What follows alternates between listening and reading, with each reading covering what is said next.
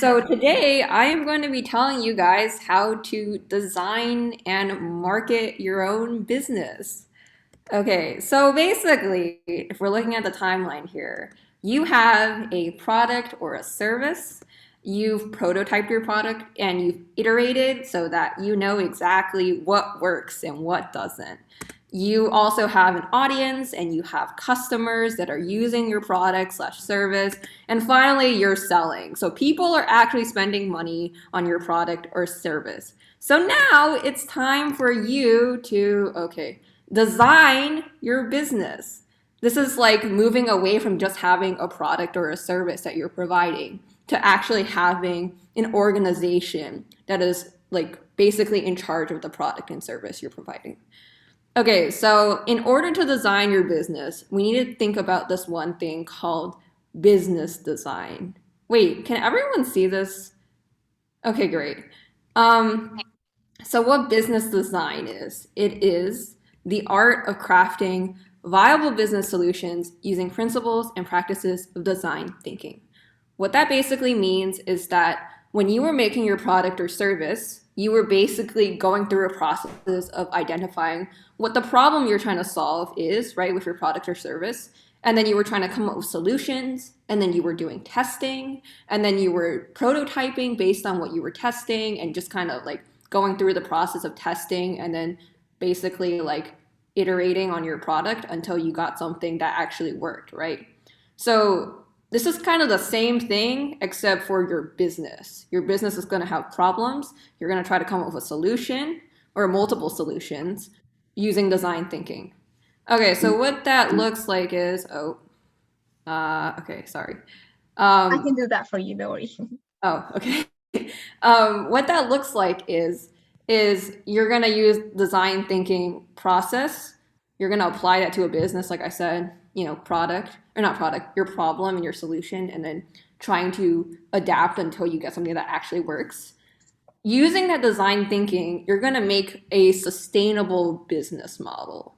Okay, so like a plan for your business, and that's gonna lead to long-term viability. Basically, your business is going to last beyond just your product or your service or the current market trends. Okay, so business design accounts for three general things. First, it's the viability of your business. Basically, what procedures do you need to have in order for your business to succeed? It then accounts for the desirability of the people. So basically, do people actually want what you're offering to them? Also, what is the market and like where is that projected to go? And then finally, it's takes into account the feasibility of technology. Basically, given the technology that exists or will exist soon, will that support your business? Okay, so basically, like continuing on with this train of thought, your business design is kind of like a ladder. So the first question is like, why are you or why use business design for whom? So basically, like, what is the problem you're trying to address? Who is the problem, or like who is affected by the problem, et cetera, et cetera. And then you're gonna think about how and what are you designing. So basically, what processes are you trying to come up with? What model are you going to use to solve those problems?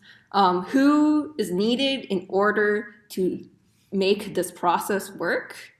And then finally, you're going to think about how is design integrated and measured. Basically, what operations do you need to put in order to solve your problem? And do you actually come up with a solution? So yeah, this is like a general timeline of what that looks like. So, like I said, we start with your business problem. Your business has some issue, okay?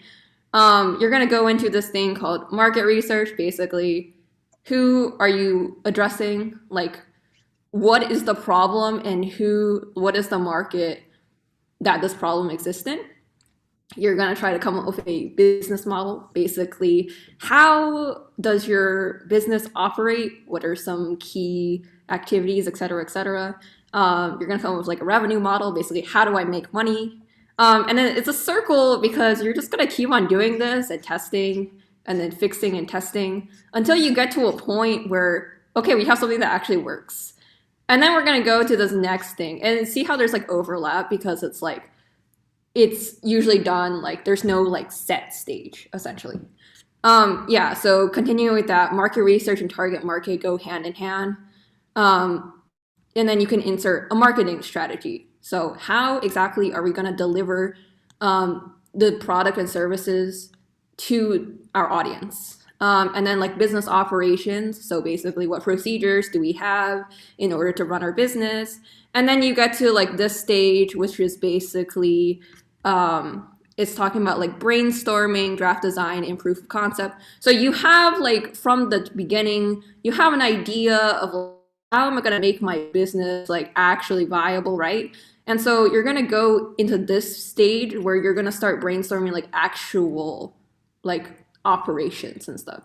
This is just like, okay, we're doing research. We're trying to figure out what information we have, what information are we trying to get, and then we're going to get it in this area. This is like, we've gotten our information. Now we got to create something that is going to help us with our solution.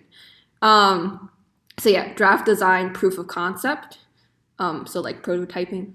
And then, yeah, and then so like mock-up prototypes. So like, yeah, so we have an idea now.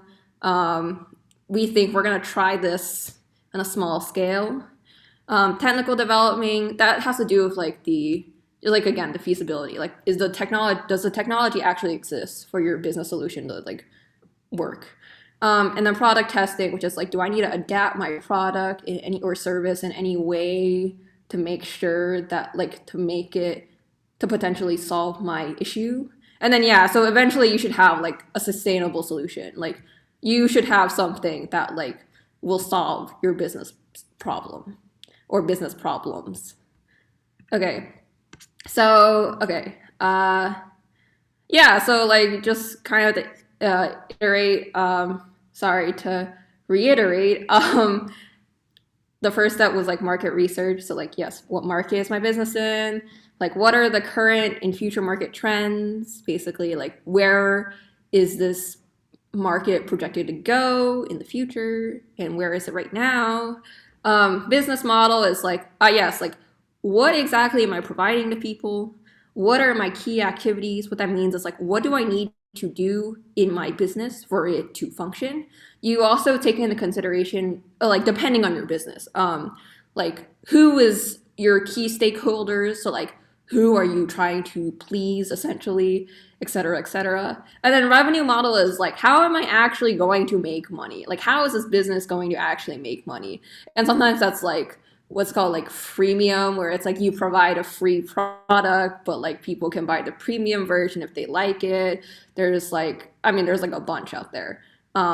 Yeah. And then so, okay, so the next stage, which was like the marketing, like developing marketing strategy. Here are some marketing strategies. So B2C is business to the consumer. Basically, like you as the consumer get something from the business directly. B2B is like business to business. So my business provides something to another business, but it doesn't actually go to a consumer. So what this might look like is like if someone bought like soap, I don't know, like the business is providing a product, which is soap, to the consumer, and this consumer is like purchasing directly, basically. B2B is more like, let's say, like web design. Like you have a web design company providing a service, web designing, to like a business, like Intel or something. Like they design a website for another business. And then organic versus paid. What that means is basically like, did this just happen because people or like businesses or whoever you're trying to target just like, did they just search for this, or did they just like find it naturally? Versus paid, which is like, I spent money to make sure that these people have like heard about my business. Yeah, so these are some examples of like marketing types. Um, like you can go more in depth in your free time, you can learn about this. There's like various types. Generally, they can marketing is like split into two major categories, which is like you are trying to or your customers, right? To direct your customers. So here we can just cover some like general examples. Okay, so like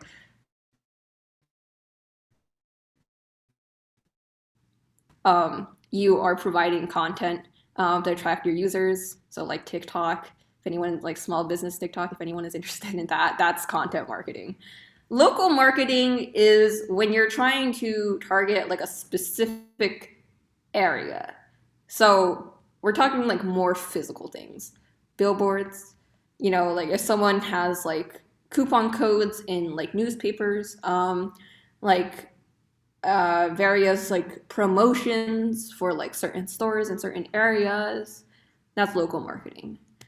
We also have email marketing, which I'm sure most of you guys are dealing with if you're applying to colleges. You get a lot of email marketing. Yeah, it's basically like newsletters or just emails, basically. It's pretty self-explanatory.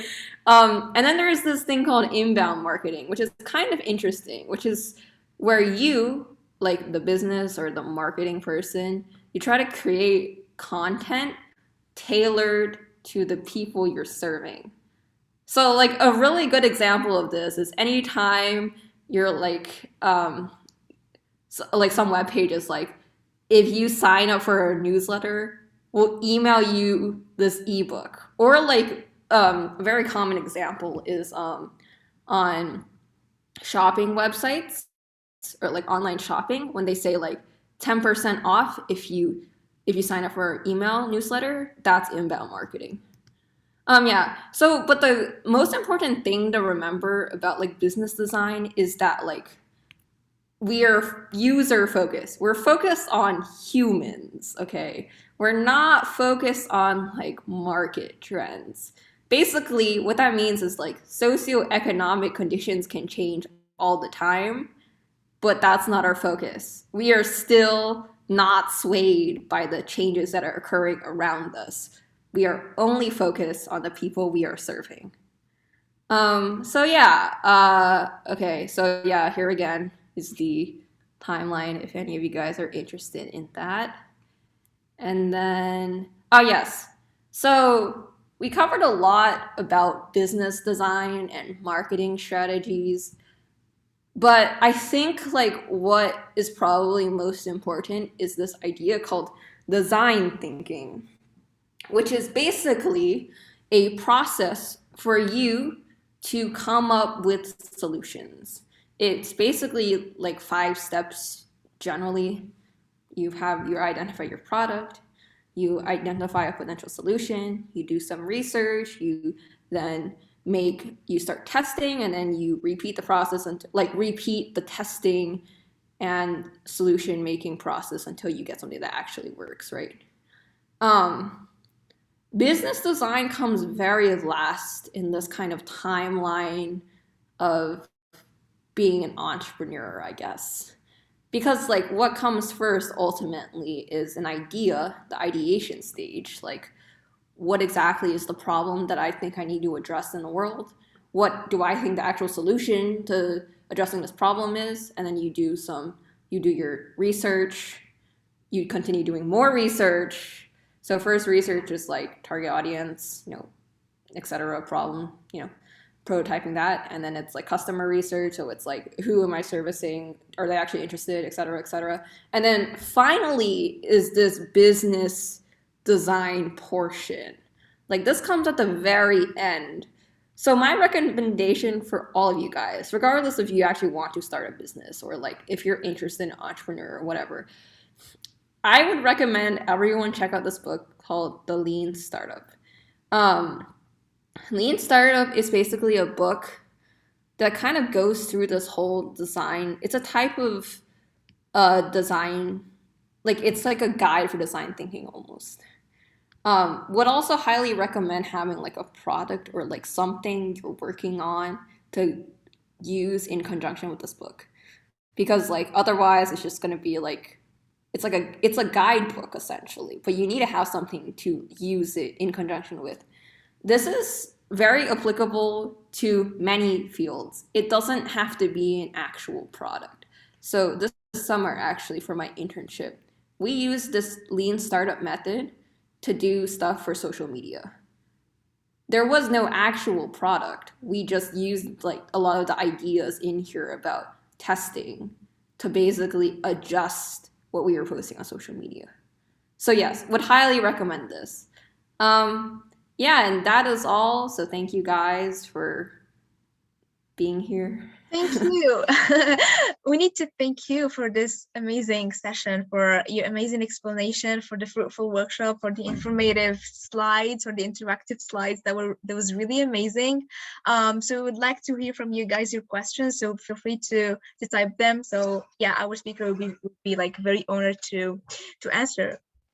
I personally took so many notes. Like that was really helpful.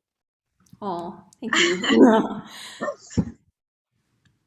Okay, I will be waiting a couple of minutes for all the participants so they can like type their questions. I should probably also include my contact details if any of you guys want to reach out Yeah, afterward. that So, would be I would be very grateful if you can do that. so So there is a question from Aya. She's asking about some tips for startups. ooh, okay. So I started my startup when I was in college, which has been like a year basically. Oh, that's um, really and inspiring.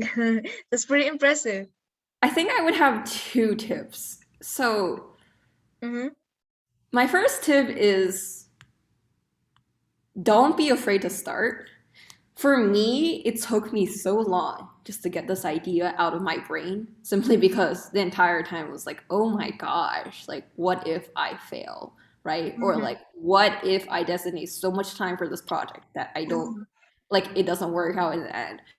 And to be honest, like, I think it's really helpful to think about this as like a journey, right? Like, Mm-hmm. even if it doesn't work out the way that you want in the end, it will be a very valuable learning process. Also, just because like the nature of startups and entrepreneurship, you will meet a lot of very incredible people. Mm-hmm. So it's like even more beneficial to think about like who you're meeting, who you're talking to, and how that might help in the future. And Mm-hmm. then my second tip is to know that it's a very long process and just like you just have to keep that in mind because like so for instance for my own startup I spent basically a year hitting a brick wall. Mm-hmm. um it's just like just constantly like thinking about the idea and constantly having to test the idea, right? This is a design thinking model. You have a problem, you know the problem, right? You know what the solution is, or what you think should be a solution to it. And you just got to keep on testing. And sometimes that Mm-hmm. just means like, oh my gosh, I keep on telling people about my like solution and then nothing seems to work. Everyone seems to have like objections to it. And it's like, okay, well, got to keep on refining it, right? That is a very difficult thing for a lot of people. Mm-hmm. And also like I mean like startups are not like very viable startups are like actually very hard to get to. But Yeah. honestly, if you read like lean startup, you're already in a like have a pretty fair shot, I feel like. I would also recommend like this one. This is one of my favorite podcasts on NPR. It's called How I Built It, or How I Built That. Sorry. This is with Guy Raz, and he's interviewing like entrepreneurs essentially. It's Oh, very thank interesting. you. Thank you for sharing. So can you like briefly tell us about the idea of your startup and how did you came up with it? Oh, okay. So my startup is called Simu, and it's Oh. we are a sustainable startup that Mm-hmm. is saving clothes from landfills. Mm-hmm.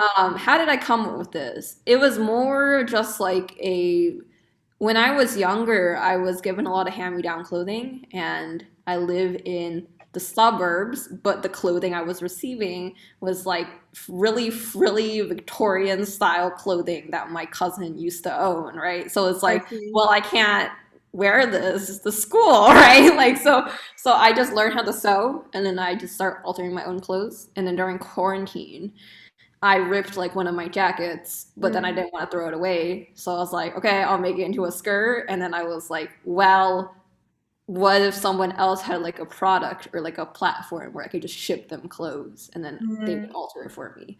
That That's has, really interesting.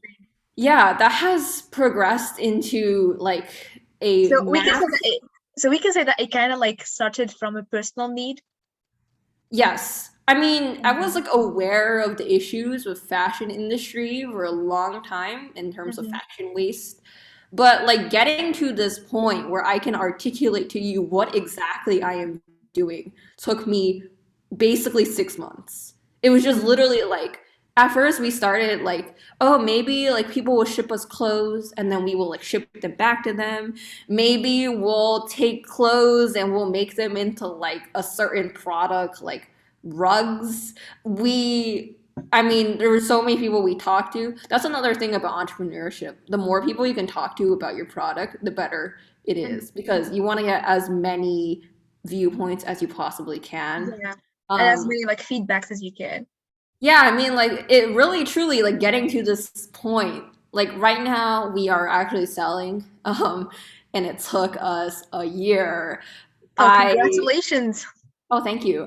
But just like it's a long and arduous process, and it's Mm, very important to keep that in yeah, mind yeah. because like with every like very mainstream like well-known startup is like a gajillion others that didn't quite make it, but Mm, that doesn't mean like you shouldn't try. That's the thing. yeah, yeah.